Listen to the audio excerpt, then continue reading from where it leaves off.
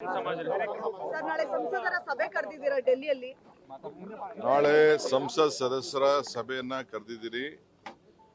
ನಾಳೆ ಬರದ ವಿಚಾರ ಅವರು ಕೂಡ ಮುಂದಕ್ಕೆ ಮಾಡಿಕೊಡ್ಬೇಕು. ಮುಂದಕ್ಕೆ ಅವ್ರಿಗೆಲ್ಲ ರಿಕ್ವೆಸ್ಟ್ ಮಾಡೋದಿದೆ. ಕೆಲವು ಅನೇಕ ವಿಚಾರಗಳನ್ನ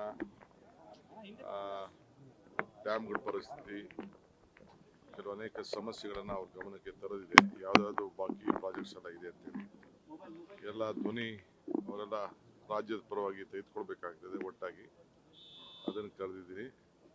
ಆಮೇಲೆ 13ನೇ ತಾರೀಕಿಂದ ಸೆಷನ್ ಪ್ರಾರಂಭ ಮಾಡ್ತೀವಿ. 13, 14, ಆಮೇಲೆ 15 ನಮ್ಮ ಇಂಡಿಪೆಂಡೆನ್ಸ್ ಡೇ ಇದೆ. ಅದಾದ್ಮೇಲೆ ಒಂದು 10 ದಿನ ಅಸೆಂಬ್ಲಿ ನಡೀತದೆ. ಸರ್ ಯಾರ್ಯಾರು ಭಾಗಿಯಾಗಬಹುದು ಸರ್? ಯೂನಿಯನ್ ಮಿನಿಸ್ಟರ್ಸ್ ಭಾಗಿಯಾಗ್ತಾರಾ? ನಾನೆಲ್ಲ ರಿಕ್ವೆಸ್ಟ್ ಮಾಡಿದ್ದೀನಿ.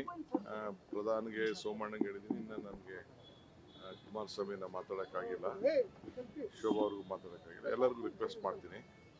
ಪ್ರಧಾನ ಅವರು ಅದೇ ಈ ಒಂದು ಡಿಸ್ಕಷನ್ ಬಗ್ಗೆ ಅವರು ಚರ್ಚೆ ಮಾಡ್ತಾ ಇದ್ರು. ಡಿಸ್ಕಷನ್ ಯಾಕೆಂದ್ರೆ ಅವರೇ ಜವಾಬ್ದಾರಿ ತೆಗೆದುಕೊಂಡಿರೋದ್ರಿಂದ ಎಲ್ಲರಿಗೂ ಹೇಳಿದ್ದೀನಿ ನಾನು. ಸರ್ ಮಂಗಳವಾರ ವಿಸ್ತರಣೆ ಸಂಬಂಧ ಸಭೆ ಇದೆ ಸರ್ ಹೈಕಮಾಂಡ್ ನಾಯಕರ ಜೊತೆ.